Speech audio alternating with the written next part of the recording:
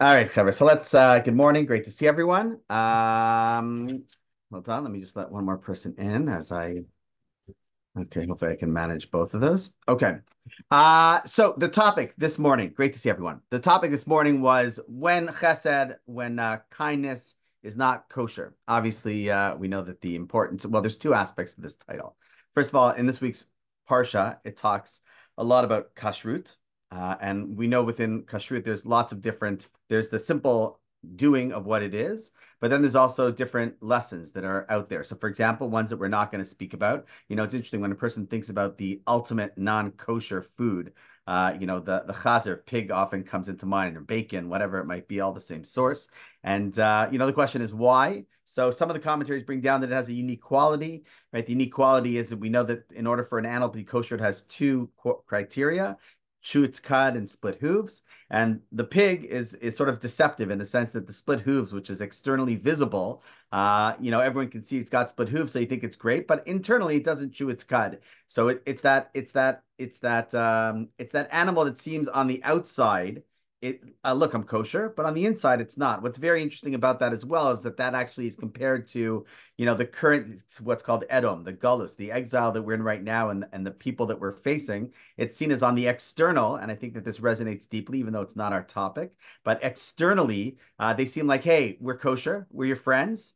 But internally, it says the last exile will be people who, in the past, when we had enemies, we knew they were our enemies, right? But to a certain degree, I think part of the shock that we're living through right now is, what do you mean? I thought like everyone was on board with us. Like we didn't think this was the case. It says that's the idea of chazer, and it actually says that ultimately the word chazer comes from the word choser, to return.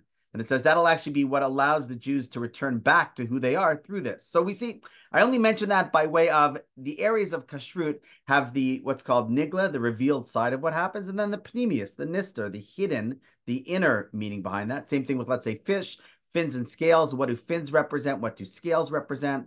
So every area has something where there's the simple level and there's the deeper level. And the Ramban, Nachmanides, actually goes ahead and says that when it comes to kashrut by animals, part of it is we're ingesting, in English, we have a saying, you are what you eat, right? What does you are what you eat means? It means it has, that there's an impact on there. So that we say on a physical level, but we actually also have that on a spiritual level, that the character or the qualities of certain things that we ingest, it becomes literally, if you think about it, it becomes a part of who we are.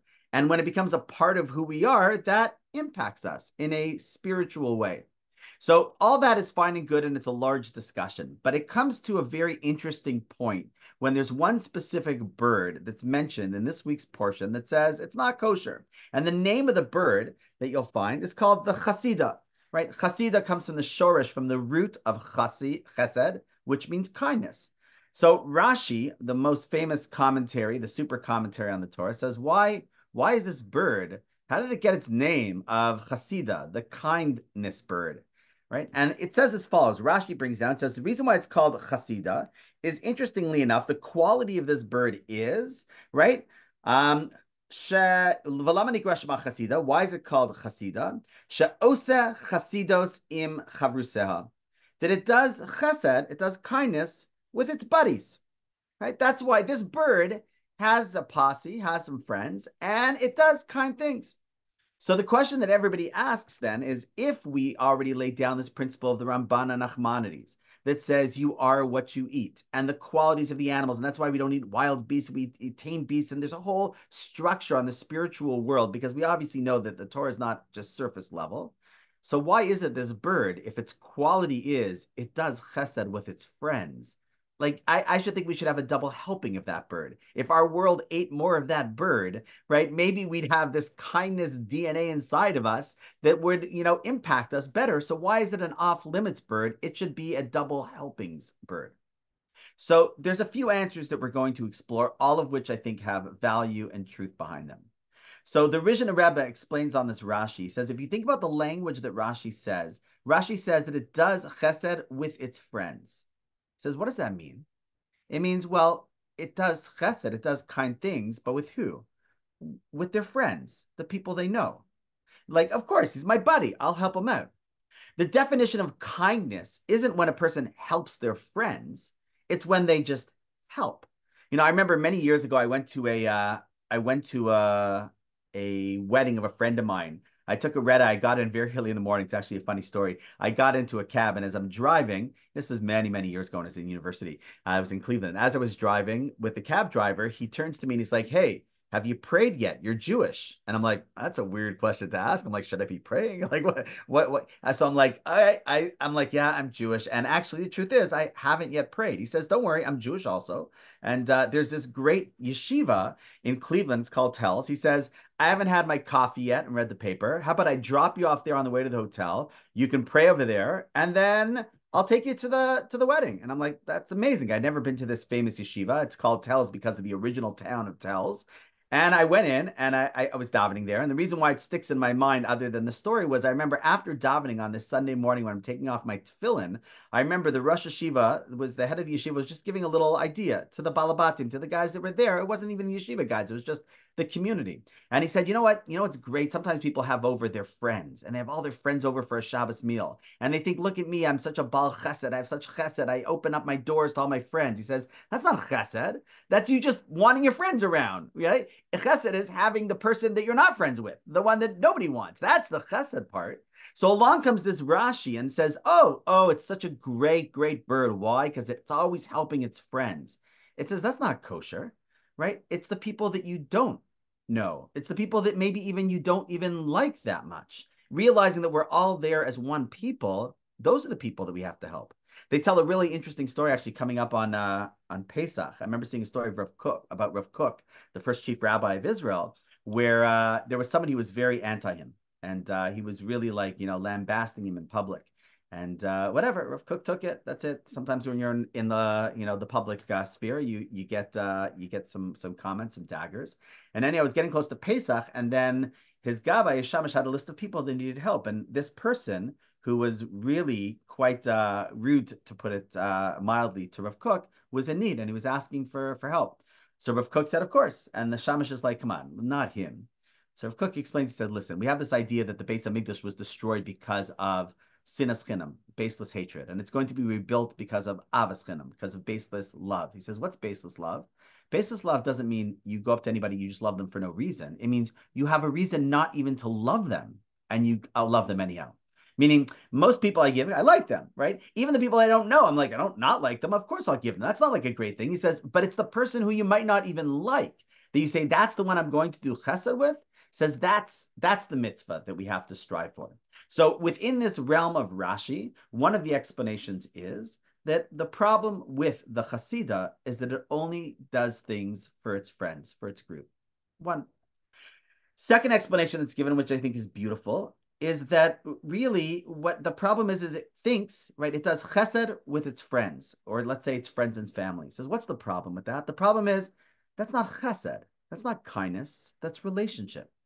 It's like I don't think this ever happens. I don't think women ever say this. I could be wrong. I don't think it's sexist. But you'll sometimes hear guys say, sorry, I can't go out. I got to babysit the kids. I don't think my wife ever said I'm babysitting the kids. What do you mean? They're your kids. Like, you don't babysit your kids. It's called parenting. You're a parent, right? So when somebody says, oh, I've got to watch my kids, I'm babysitting them tonight, right? There's a fundamental problem with that construct. It means to be a parent means to watch and care for your children, right? When you can't do that, because let's say you both have to go to something, right? And you have to hire somebody to come in, so they are babysitting. They're not parenting. So what's the problem with this phrase? The phrase is it does chesed with its friends, right? You're not doing chesed with your friends. You're in a friendship, right? It's not like, hey, I did you a favor. You know what? Sometimes I think this phrase we hear people say, you know what? I don't need your favors. That's true. They don't need your favors. Meaning, if we're in a relationship, of course I'll do this for you. Not because I'm doing you a favor, but because I love you, because we're friends. That's what friends are for, right? So, but in this area, right, when a person starts to view it as, oh, but I did you this favor, I'm keeping track, like who's done more for the other, there's a fundamental flaw, not in the action, but you're missing that the actions are really just a reflection of the relationship. And if you're keeping score within that, then there's something flawed within the relationship itself. So number one is only does it with its friends. Number two is there's a fundamental flaw in the relationship if a person's saying they're doing it out of chesed, right? And the third one that I thought, which is worth mentioning, and there are many obviously, but we're constrained by time. We have all weekend, you can do independent research. There's a beautiful Ibn Ezra we're not going to get to. Maybe we will if we have time. But the third idea that I want to share is that maybe the problem is that it says, okay, just with my friends, not the others, not realizing that we're all friends and family. Meaning, as soon as you sit there and say, I'm going to do it with my friends, that's saying those other people, that other Jew that I know, he's not part of my group. And maybe there's a flaw in that, right? In some places, stores, I think, give what's called friends and family discount. The reality is that everybody should be getting friends and family discount. Meaning, if you like anybody or if you feel connected to them or any one of our people, right? Everybody should be getting the friends and family discount, right? So if you mix all three of those lessons, you're not just doing for the people you're close to, not the people that you're not. And when you do for the people that you're close to, you're not doing them a favor. You're just doing what any good person would do in a relationship, right? You're having a strong relationship. And then the realization that when we say, oh, just for our friends and family, like I think in the beginning of which we should speedily see the end of what's going on in Eretz Yisrael. But in the beginning, there were all these phrases saying, oh, do you have any family in Israel? And I remember seeing one of these memes saying, oh, by the way, I have 6 million family members in Eretz Yisrael, right? It means everybody's friends and family. So the realization that the chesed ultimately has to go to every single person. And if I only do it with certain people, it means it's not really that I value the act of doing kindness. It's that for certain people, I'll do kindness. If they fit the profile, if I know them, if they're important enough. Really, it's supposed to extend to absolutely every single person. And just because we have 1 minute, I'll mention that Ibn Ezra as well. Ibn Ezra is another medieval commentary. He explains that the Hasidah was also known, different line of Rashi, but a different line of understanding than Rashi. He says the Chazid was also a bird that only showed up at certain times. It wasn't always there, right? It came and it went, right?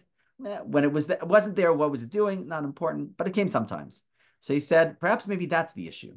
But yeah, you can have what we call in English a fair weather friend. Like you can't rely on them. Sometimes they're there for you, and other times, if they're busy, they're not there for you. Obviously, within life, we have our own emergencies and juggling, but you know what I mean, right? The person who says, you know what, today I'm in the mood, or now I'm feeling inspired to give or to help. Okay, that's good.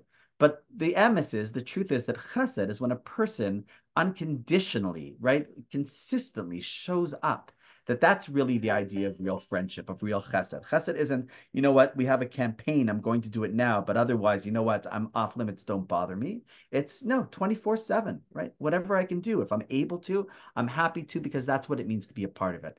Chesed isn't something we just do with certain people. When we do things with people, don't view it as chesed, just view it as being a good person and a strong relationship. With each and every one of our people, right? Everybody's part of the family and friends discount. And don't just show up sometimes, but rather always consistently be there for and with others. If it's not, then that kind of chesed is not kosher. There's a flaw to it. We don't subscribe to that kind. If it's done wholeheartedly, fully, completely, that ultimately is what we're aiming for as well. And I think we see the beauty of the Jewish people when that does come out, and we should be able to not only see that within our people. It's hard to control the whole world, but I can definitely control myself. So I should be able to do that within my own lives, with my own relationships. And that's a kosher chesed that we're striving for. All right, Chevre, any questions? I'm going to stop the recording